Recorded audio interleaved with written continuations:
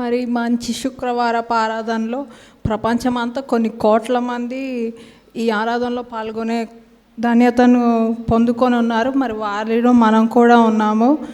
మరి ఈ అవకాశాన్ని యేసయ్య సిలువలో 5వ మాటను ప్రకటించే కృపని ధన్యతని నాకు ఇచ్చినందుకు మనందరికి కూడా ఈ మంచి శుక్రవారపు ఆరాధనలో పాల్గొనే కృపని ధన్యతను దయచేసినందుకు ముందుగా యేసయ్యకి నా కృతజ్ఞతాస్తుతులు చెల్లించుకుంటున్నాను. మరి అవకాశం ఇచ్చిన పాస్టర్ గారికి నా ధన్యవాదాలు తెలియజేసుకుంటున్నాను. మీ అందరికీ నా వందనాలు తెలియజేసుకుంటున్నాను. ముందుగా యోహాను 19:28-29 వచనాలు ధ్యానిద్దాం. అటు తర్వాత సమస్తమును అప్పటికి సమాప్తమైనదని యేసు ఎరిగి లేఖనము నెరవేరునట్లు నేను దప్పికొనుచున్నానెను. చిరకతో నిండి ఉన్న ఒక పాత్ర అక్కడ పెట్టి ఉండెను గనుక వారు ఒక స్పంజీ చిరకతో నింపి హిస్సోపు పుడకకు తగిలించి ఆయన నోటికి అందించిరి. యేసయ్య నేను దప్పికొనుచున్నాను అన్నప్పుడు ఒక స్పంజీ చిరకతో నింపి హిస్సోపు పుడకకు తగిలించి ఆయన నోటికి అందించిరి. చిరక అంటే సౌర్ వైన్ కానీ వెనిగర్ కానీ అంట, పుల్లని ద్రాక్ష రసం కానీ లేదంటే వెనిగర్ కానీ. రోమా సైనికులు లేదంటే తక్కువ వారు ఉన్న మందుని లేదంటే వైన్ని నీళ్ళు కలిపి నీళ్ళలాగా చేసేవాళ్ళంట. పూర్తిగా ద్రాక్ష రసం తాగకుండా నీళ్ళని కలిపి పల్చని ద్రాక్ష రసంలాగా తాగేవారంట. దాన్ని అక్కడ అందరూ రోమా సైనికులు యూదులే ఉన్నారు కదా, యేసయ్య దప్పికొనుచున్నాను అన్నప్పుడు వారు తాగేదే ఇచ్చారు దేవుడికి. గ్రీక్ భాషలో నేను దప్పికొనుచున్నాను అన్నదానికి డిప్సావ్ అని అర్థం. అది దాహంతో బాధపడటాన్ని సూచిస్తుంది అన్నమాట. ఈ యేసయ్య సిలువలో పలికిన 5వ మాటను ద వర్డ్ ఆఫ్ డిస్ట్రెస్ అంటారు, బాధను వ్యక్తపరిచే మాట. ఎందుకంటే ఈ 7 మాటల్లో యేసయ్య వేరే వాళ్ళని ఉద్దేశించో లేదంటే తన బాధ్యత నిర్వర్తించేందుకో పలికారు, కానీ ఈ నేను దప్పికొనుచున్నాను అనే మాట తన శారీరక బాధను వ్యక్తపరిచే ఏకైక మాట. యేసుక్రీస్తు దప్పికొనుచున్నాను అన్నప్పుడు వారు చిరకను స్పంజీతో నింపి హిస్సోకు పుడకకు తగిలించి అని ఉంది కదా. ఒకసారి మత్తయి 27:47-49 వరకు చదువుదాం.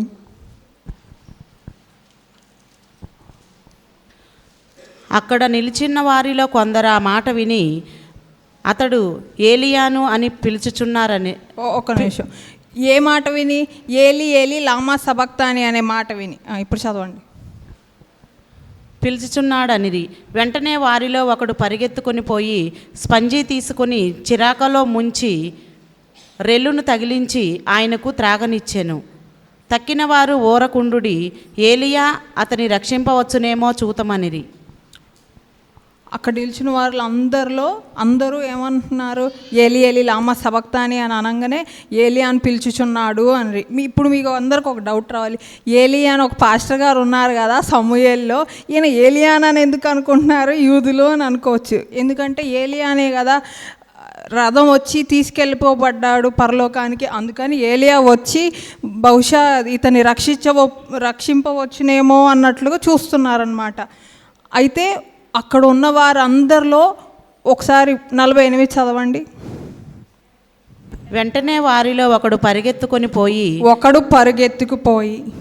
అంతమంది ఉన్నారు కదా, అందరూ యేసయ్యని దూషిస్తూనో లేదంటే యేసయ్య ఏమైనా చేస్తారేమో అని చూస్తున్నారే తప్ప యేసయ్య నేను దప్పికొనుచున్నాను అన్నప్పుడు ఒక్కడే పరిగెత్తుకుపోయి స్పంజీ తీసుకొని చిరాకాలో ముంచి రెల్లును తగిలించి ఆయనకు త్రాగనిచ్చెను.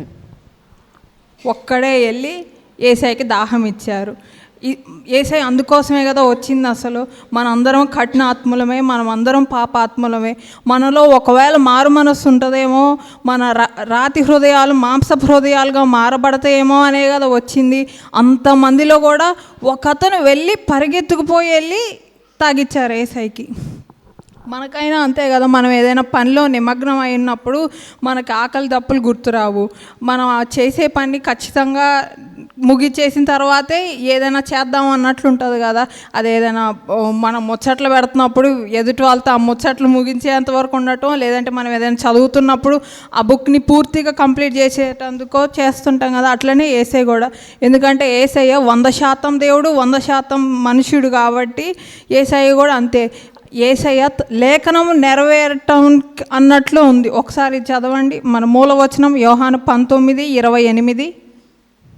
అటు తర్వాత సమస్తమును అప్పటికి సమాప్తమైనదని యేసు ఎరిగి, లేఖనము నెరవేరునట్లు నేను దప్పికొనుచున్నానెను. యేసయ్య తండ్రి తనకు నియమింపబడిన లేఖనాలలో సూచింపబడిన పని పూర్తయినప్పుడు మాత్రమే నేను దప్పికొనుచున్నాను అని అన్నారు. అంటే యేసయ్యకి తన పని ముగించేంత వరకు తన శారీరక అవసరత గురించి అడగాలి, లేదంటే ఆ ధ్యాస కూడా రాలేదు యేసయ్యకి. మనం అడిగారు కదా యేసయ్య అని అనుకుంటున్నాం. మనం నార్మల్గా మన భాషలో మాట్లాడుకుందాం. మనం అసలు ఎవరినైనా సహాయం అడగటానికి ఇష్టపడతామా?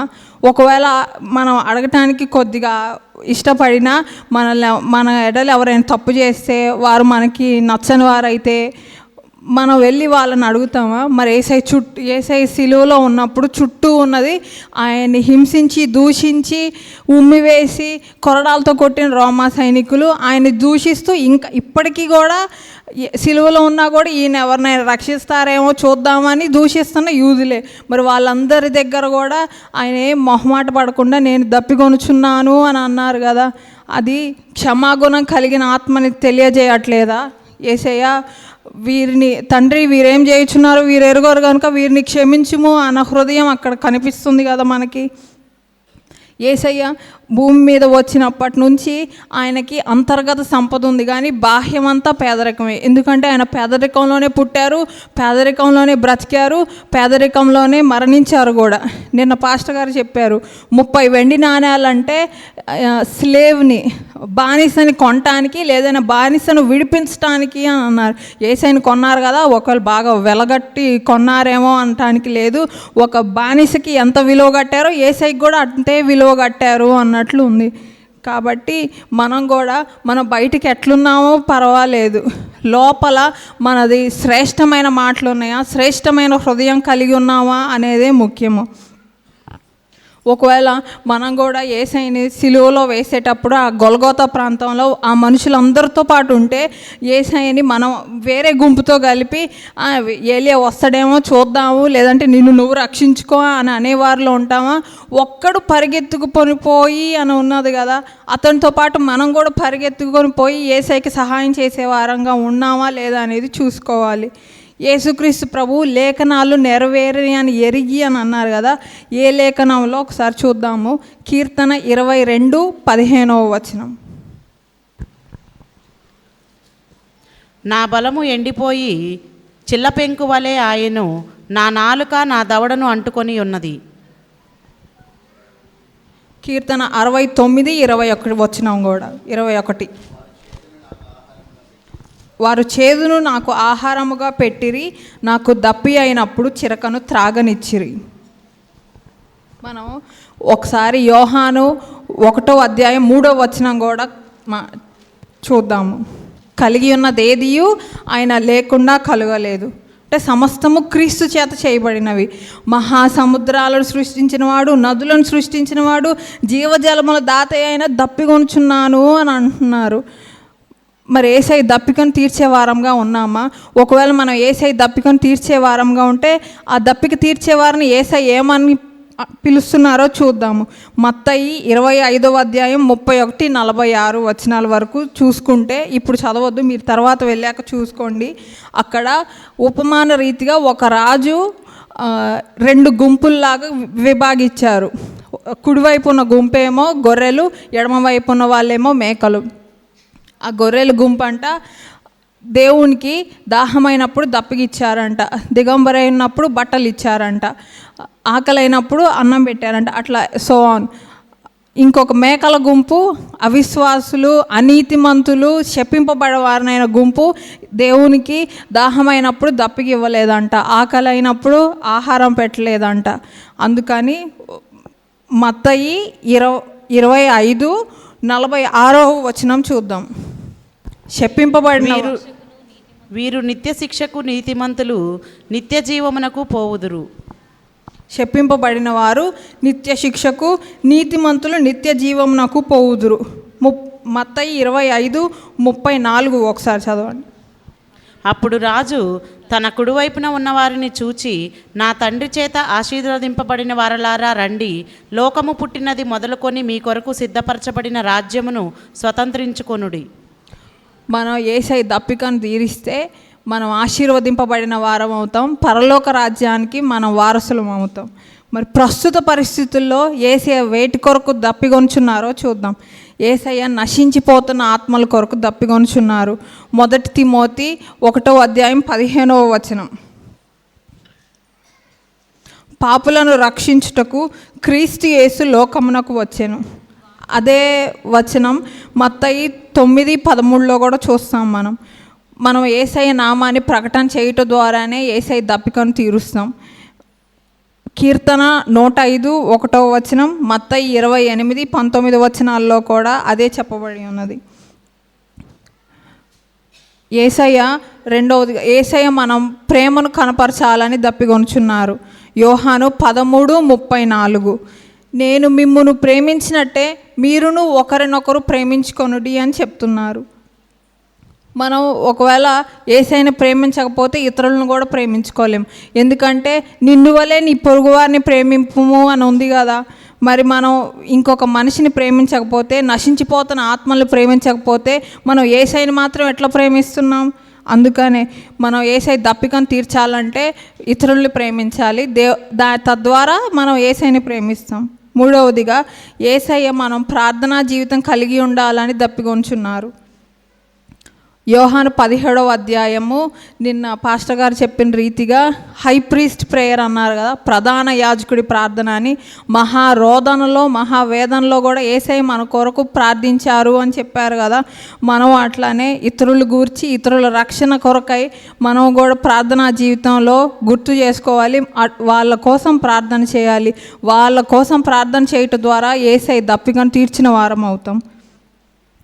నాలుగవదిగా మనం పరిచర్యలో ఇతరులకు సేవ చేయాలని యేసయ్య దప్పికొంచున్నారు.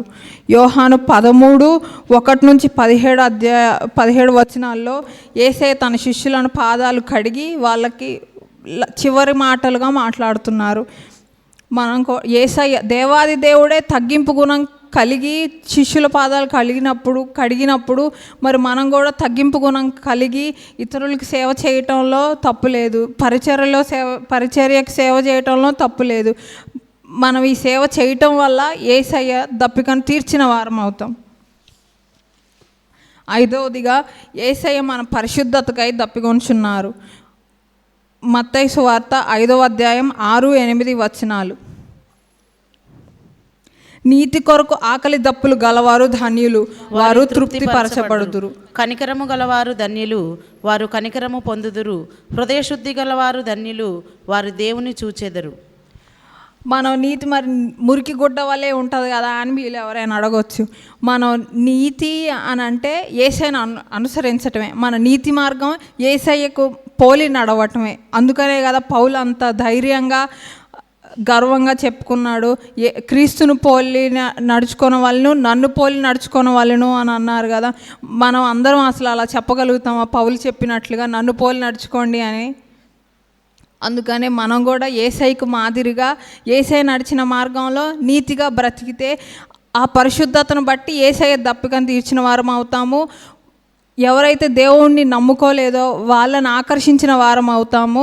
అరే వీళ్ళు యేసయ్యని నమ్ముకొని భలే ఉన్నారు అని అలా ఆకర్షించడం ద్వారా వాళ్ళ హృదయాల్లో బీజం పడ్డట్టే కదా. యేసయ్యని నమ్ముకుంటే ఇలా ఉంటారనమాట, పరిశుద్ధత కలిగి ఉంటే ఈ బ్రతుకులు ఇలా ఉంటాయి అన్నమాట అని వాటిని బట్టి యేసయ్యను నశించిపోతున్న ఆత్మలని నడిపించినట్లే కదా యేసయ్య దగ్గరికి. అందుకని మన పరిశుద్ధతను బట్టి మన పరిశుద్ధతలో నడవటం బట్టి యేసయ్య దప్పికను తీర్చిన వారం అవుతాం.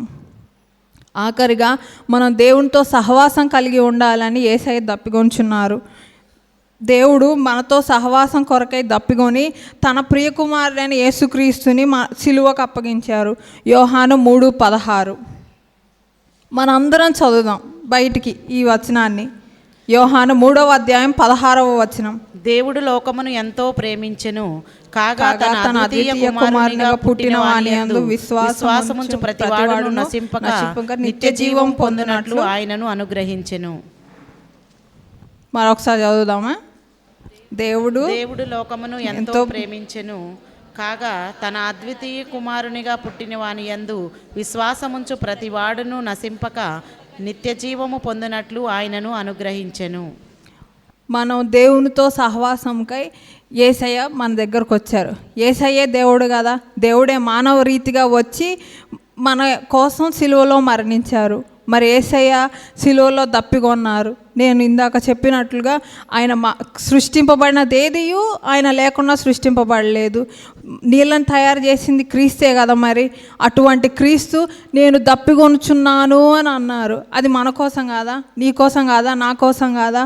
మరి మనం యేసయ్యని నమ్మి పశ్చాత్తాప హృదయాలతో బాప్తీసం పొందితే అది మనం దేవునికి దగ్గరగా చేరుస్తుంది. దానివల్ల మనం దేవునితో సహవాసం కలిగిన వారం అవుతాం.